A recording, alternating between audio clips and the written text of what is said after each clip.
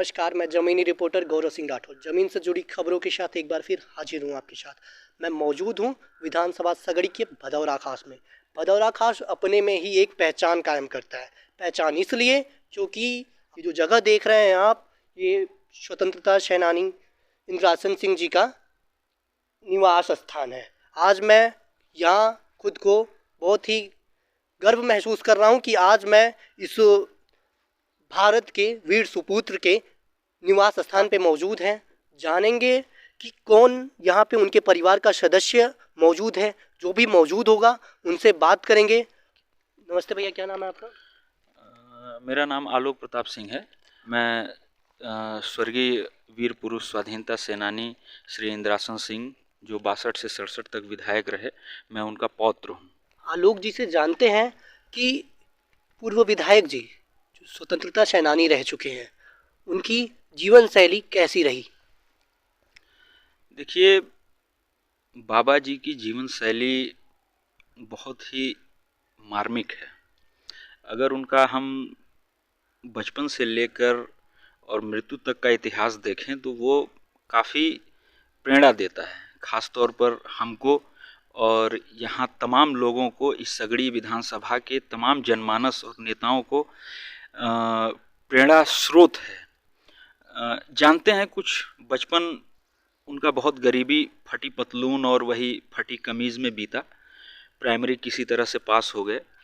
Primary पास होने के बाद जब 1932 में भगत सिंह को फांसी लगी, तो फांसी लगने के तुरंत बाद जो एक नवयुवकों में आक्रोश जगा, वो आक्रोश इनके अंदर भी जगा और ये आज़ादी के समर में कूद पड़े।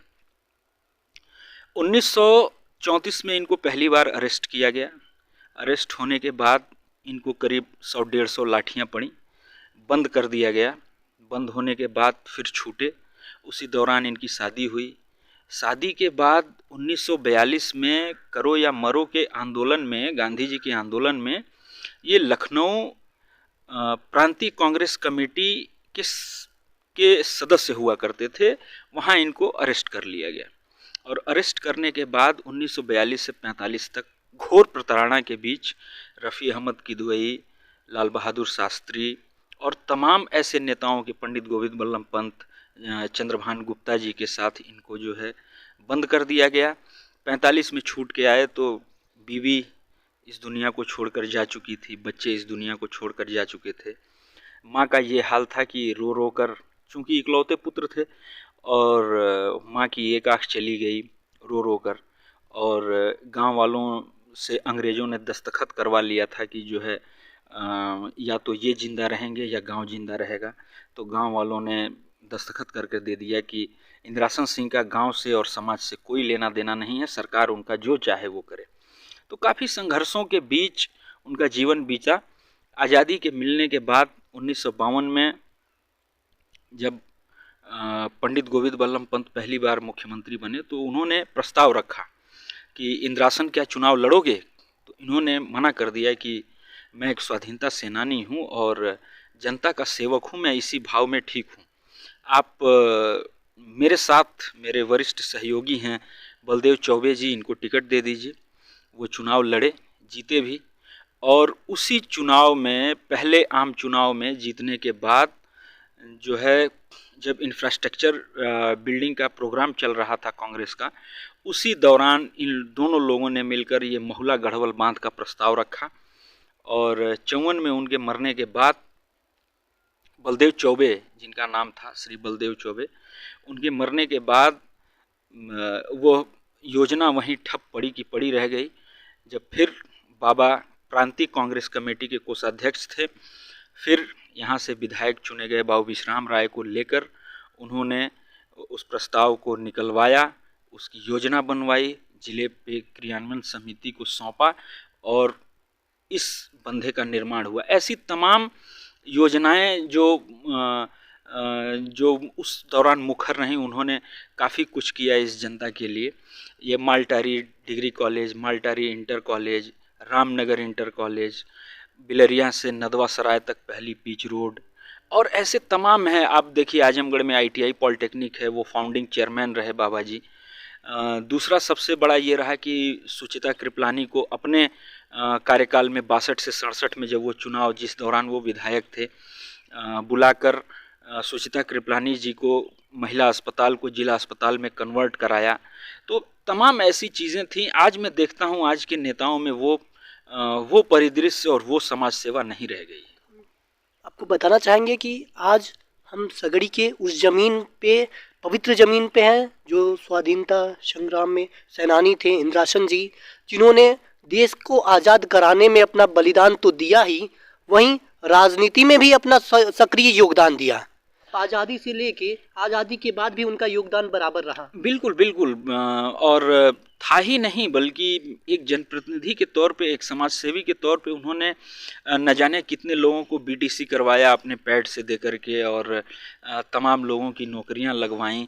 और तमाम लोग आज भी मिल जाते हैं कहीं कहीं, अरे हम तो उन्हीं की लगवाई हुई नौकरी जो है उन्हीं के द्वारा पैड से हमने बीटीसी किया, नौकरी किए और रिटायर होकर पेंशन भी ले रहे हैं। तमाम ऐसे लोग मिल जाते हैं।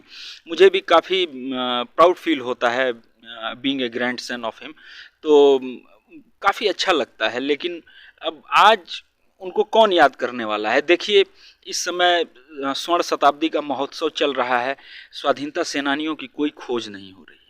पता नहीं किस गुरूर में शासन सत्ता और सरकारें बैठी हुई हैं कि जिन्होंने लोकतंत्र के परिचायक, लोकतंत्र की परिभाषा को दिया, आज उन्हीं का नाम जो है किसी शब्दों में अंकित नहीं है। इच्छाएं इंद्रासन जी की रही होंगी अपने देश के, अपने सगड़ी के विकास को लेकर, कहीं ना कहीं आज वो पीछे जा रहा है।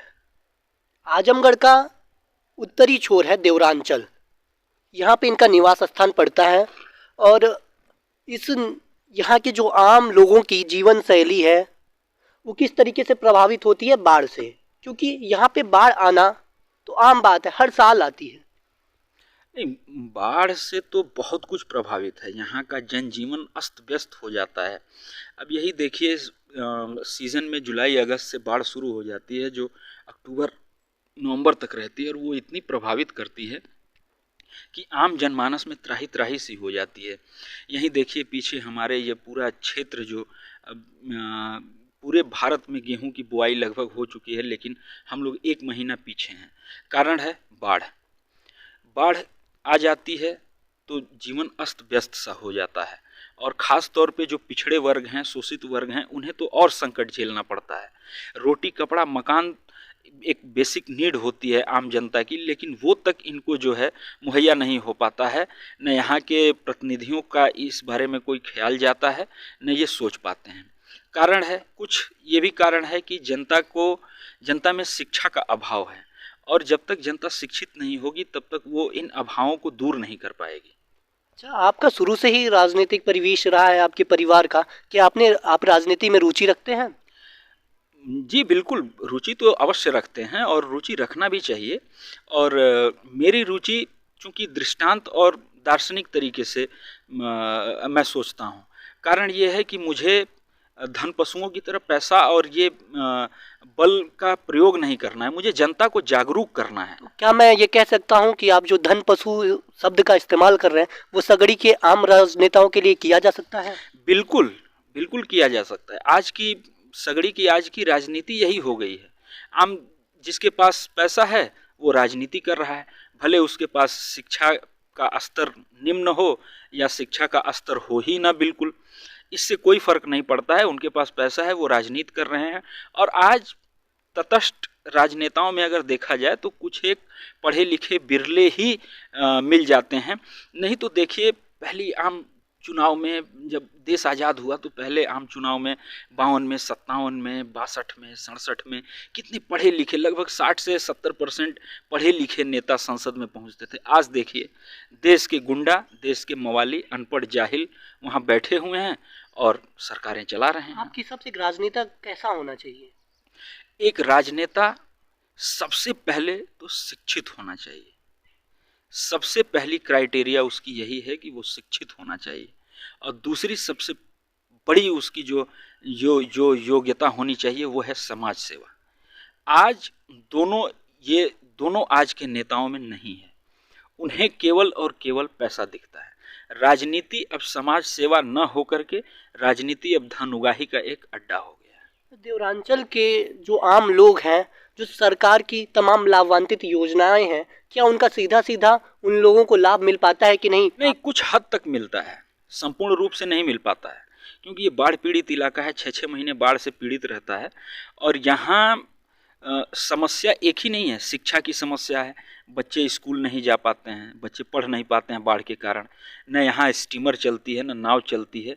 लोग इतने परेशान रहते हैं कि जो है वो जिला अस्पताल तक उन्हें जाना पड़ता है। स्वास्थ्य संबंधी स्वास्थ्य सुविधाएं तो छोड़िए, जीरो के बराबर हैं। यहाँ कितनी बार मांगे उठी कि कम से कम 100 बेड वाला एक अस्पताल या ब्लॉक स्तरीय अस्पताल कम से कम यहाँ एक निर्माण कराया जाए, ताकि बाढ़ के समय में उसे जो है उसका उपयोग लाया जा सके, लेकिन ऐसा किसी के दिमाग में नहीं आता है।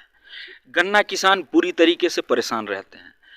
दूसरे तीसरे किसानों की सबसे बड़ी समस्या आज में ये है कि यहाँ कोई सहकारी समितियाँ चल नहीं पाती हैं, न चल रही हैं, न वहाँ से समितियों का लाभ मिल पाता है। विधानसभा चुनाव नज़दीक है, सभी पार्टियों में सरगर्मियाँ तेज़ हो चुकी हैं, सभी का कहना है कि हमने ये कराया वो कराया, लेकिन सगड़ी में किस मुद्दे पे विधानसभा चुनाव को कौन सी पार्टी अपनी तरफ करेगी? देखिए, मैं जनता का किसकी तरफ ज़्यादा आकर्षण रहेगा? मैं पार्टीगत तो नहीं बात कर सकता, लेकिन एक बात मैं अवश्य कहना चाहूँगा कि सगड़ी की जनता बिल्कुल दर्द से पीड़ित है। उनकी मजबूरी है वोट मारना, अन्यथा अगर उन्हें नेता दिख जाते हैं तो वो गालियां देती हैं, क्योंकि वो भी ये जानती है कि ये पैसा देकर टिकट लेकर आए हैं और ये पैसा ही कमाना चाहेंगे। राजनेता जो हैं सगड़ी के, वो क्या चुनावी समय में ही आते हैं देवरांचल की धरती पे? बिल्कुल, ये पूरे 5 साल आपको दिखाई नहीं देंगे। अभी इनको सब बाढ़ दिखाई देगा और अगले 5 सालों तक ये बिल्कुल दिखाई नहीं देंगे। इन्हें न जनता के लिए इनको क्या करना है, जनता को कितनी रोटी मिली, जनता को कितना कपड़ा मिला, जनता की कितनी मांगें पूरी हुई, जनता कैसे रह रही है, खुले आसमान के नीचे रह रही है कि मकान में रह रही है, इनको यहाँ तक नहीं पता है।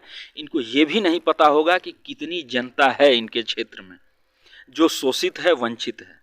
ये इनको शिक्षा, स्वास्थ्य और सुविधाओं से कोई लेना देना नहीं है, इनको बस अपनी झोलियाँ भरनी है।